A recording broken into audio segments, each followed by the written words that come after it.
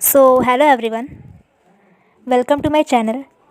And पिछली video में मैंने एनीमिया टॉपिक को स्टार्ट किया था, जिसमें मैंने एनीमिया की डेफिनेशन, उसके कॉज, उसके टाइप्स, उसके signs and symptoms as well as उसके पैथोफिजियोलॉजी को बहुत ही ईजिली वे में डिस्कस किया था।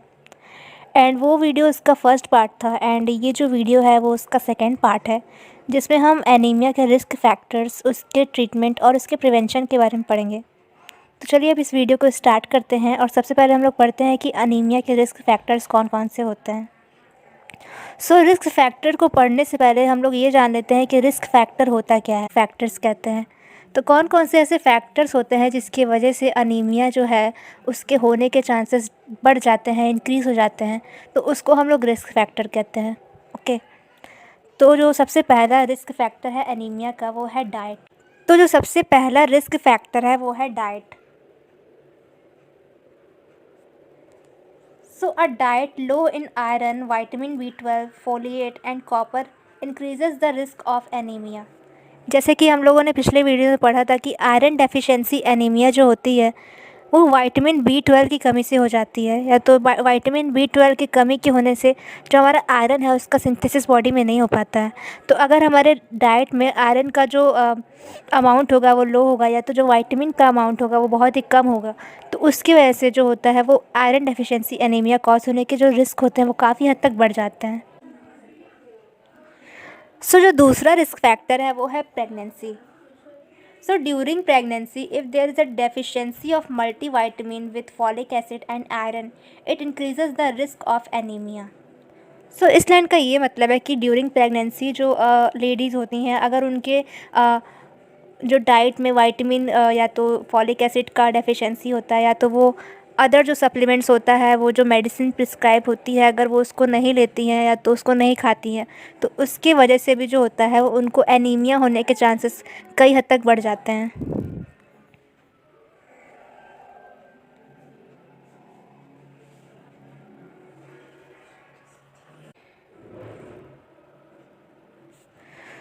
जो तीसरा रिस्क फैक्टर है वो है family history. If there is a family history of inherited anaemia, means अगर किसी फैमिली में किसी पर्सन को पहले से ही एनीमिया है, like sickle cell anaemia. Sickle cell anaemia एक तरह का इनहेरिटेड डिसऑर्डर है। मीन्स अगर किसी के फैमिली में किसी मेंबर को सिकल सेल एनीमिया कॉज होता है, तो ऐसे बहुत हाई चांसेस होते हैं कि उसके नेक्स्ट जनरेशन में भी उस पर्सन को या तो उस बेबी को एनीमिया कॉज हो जाए।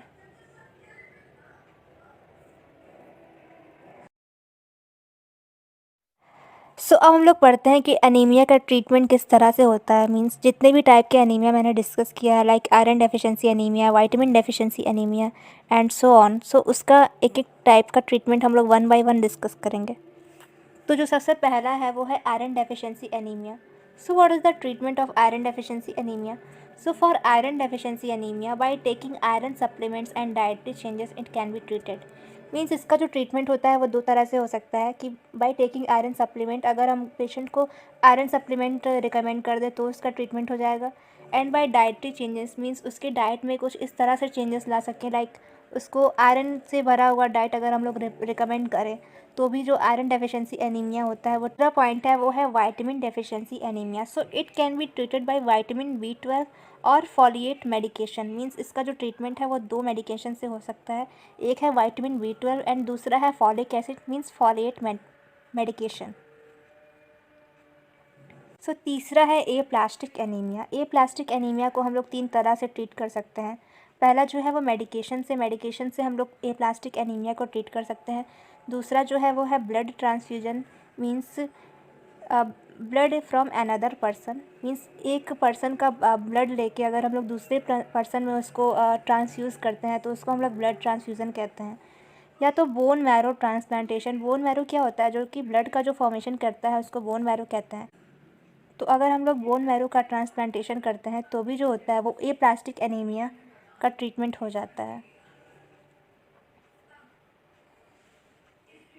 देन आता है sickle cell anaemia.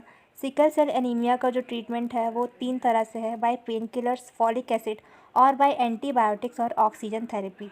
Means sickle cell anaemia के जो पेशेंट होते हैं उनको हम लोग पेन किलर से भी ट्रीट कर सकते हैं, या तो फॉलिक एसिड से भी ट्रीट कर सकते हैं, या उनको अगर उनका रेस्पिरेटरी सपोर्ट अगर हमें उन्हें देना है तो उन्हें हम लोग ऑक्सीजन थेरेपी से भी ट्रीट कर सकते हैं। फिर आता है थैलेसीमिया। थैलेसीमिया का जो जो अभी ट्रीटमेंट है वो अभी अवेलेबल उतना नहीं है, बट अगर सीवियर केसेस में देखा जाए तो उसका जो ट्रीटमेंट होता है वो भी डन होता है by blood transfusion, bone marrow transplantation और बाय सर्जरी। ओके,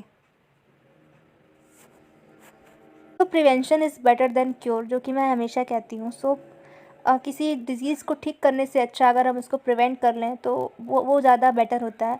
सो अब हम पढ़ते हैं कि एनीमिया का जो प्रिवेंशन होता है वो किस तरह से होता है। तो अब हम लोग पढ़ते हैं कि कौन कौन से ऐसे डाइट एडवाइस होते हैं जो कि हम लोग पेशेंट को दे सकते हैं, जिससे जो एनीमिया का जो रिस्क है वो काफ़ी हद तक रिड्यूस हो जाता है। तो उसमें पहले आता है haem iron means meat, poultry, fish and egg yolk. Then आता है vitamin C means orange juice. फिर आता है चिकन, फिर आता है dry fruits, cast iron utensils for cooking, फिर dark greeny leafy vegetables and iron fortified cereals. So अगर हम लोग इस तरह का डाइटरी चेंजेस करते हैं तो जो एनीमिया का रिस्क होता है वो काफ़ी हद तक कम हो जाता है। सो आज के लिए बस इतना ही, and a big thank you to all of you, and bye and take care.